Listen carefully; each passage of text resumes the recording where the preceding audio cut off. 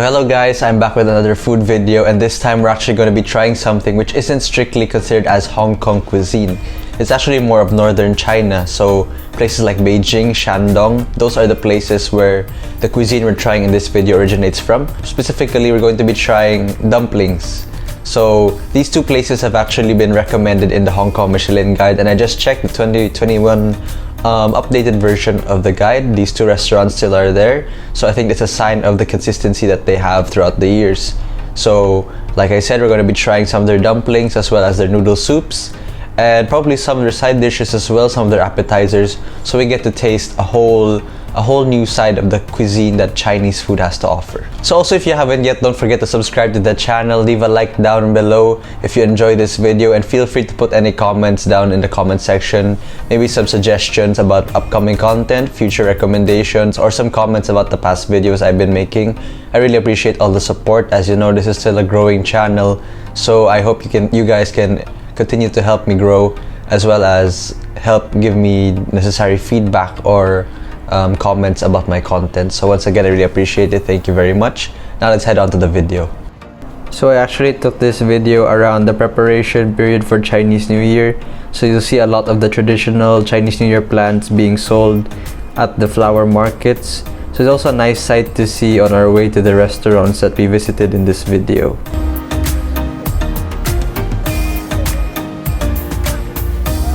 So the first place we visited in this video is Wang Fu Dumplings, which is located in Central. Wang Fu Dumplings is known for its Beijing style cuisine, especially their homemade dumplings, as well as some of their noodle soups and other Beijing style dishes.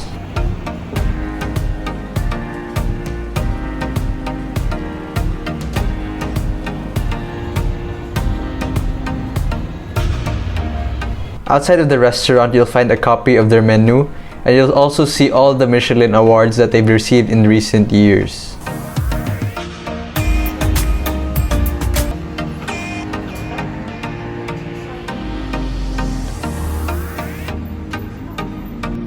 For our drink, we decided to go with their signature soy milk, which is actually really refreshing.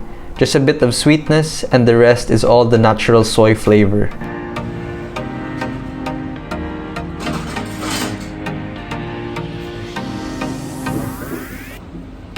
The first dish we ordered was this appetizer of thinly sliced pork pieces, along with a lot of garlic and some cucumber on the bottom.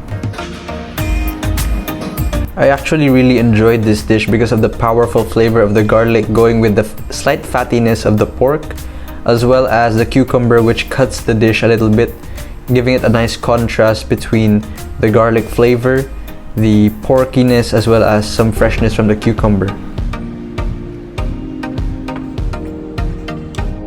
The first kind of dumpling we tried was a signature of theirs. A strange combination, but something that actually works quite well together, which is the tomato and egg dumpling.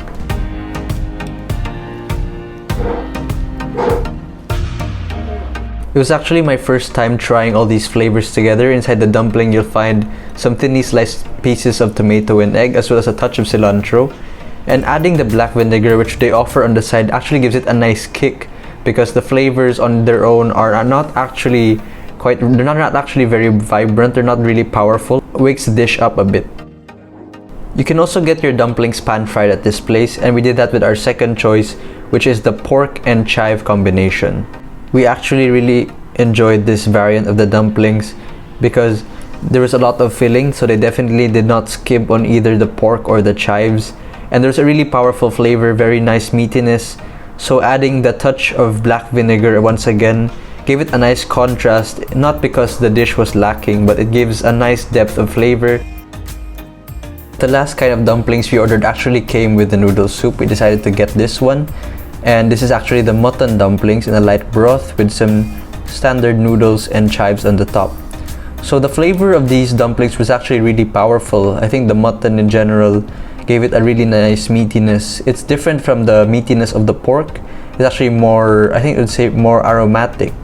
And the broth was quite light. The noodles were really al dente, I would say, very al dente. So I think it was a nice contrast because you have these really powerful flavored dumplings, and then they're put together with something more light, more let's say, more plain. So I think it helped the dumplings to stand out from the broth and noodles. I really like this one, and I think this is one you have to try when you come to this place.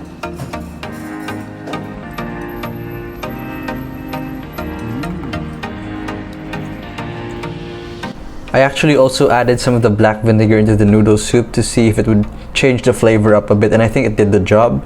Not exactly the most flavorful of broths, but I think it helped to highlight how much flavor these mutton dumplings actually had. So overall, it went really well together.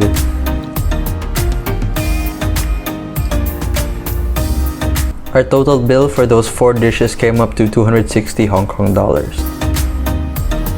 Second spot on this video is at Chun Shandong Dumplings, which you can find at Prince Edward. They actually serve similar cuisine to that of Wang Fu, as both restaurants specialize in northern Chinese dishes, this one being Shandong instead of Beijing.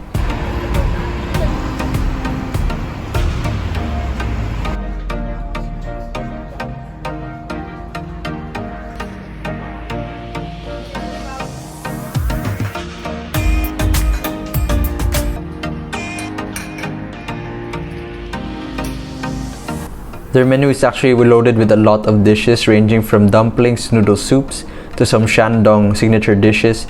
So I think you could actually come here more than once and try a load of variety of the different dishes they have to offer.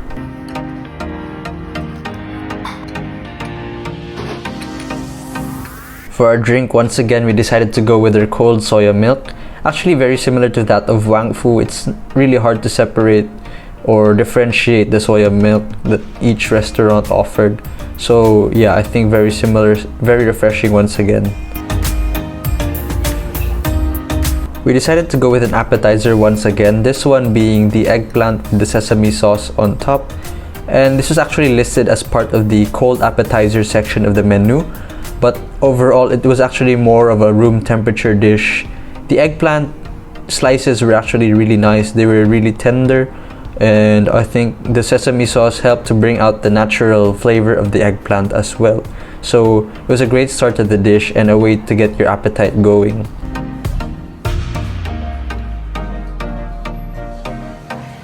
So at this place, we once again ordered the mutton dumplings in the noodle soup, just like in Wang Fu. But I found that the overall product they offered with this version was a bit better than that of Wang Fu. The broth was definitely more flavorful compared to that in the other restaurant. I think the noodles were quite similar. Both were probably the same in terms of chew, in terms of texture. And I think the dumplings are also pretty good in both places as well. This one was also very flavorful. There was a lot of juice within the dumplings. And like in the previous place, I tried to add a bit of the black vinegar to add a touch of sourness to what is already a very flavorful noodle dish.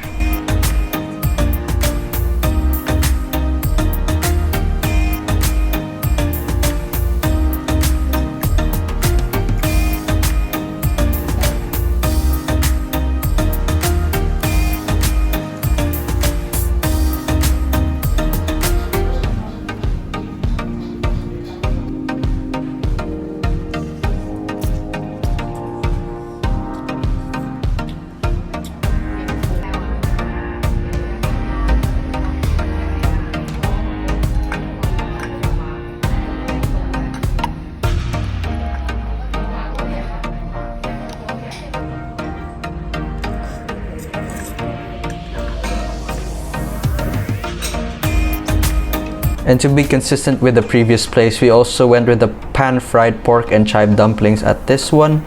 And I think both restaurants offered a really nice product because there was a lot of filling. Both dumplings were very juicy, and I think the texture on the outside of the pan-fried dumplings were a nice contrast once again to what you have in the middle, which is a very juicy filling. The dish I would consider to be the standout of this meal was this stir-fried mutton with cumin. It was absolutely flavorful.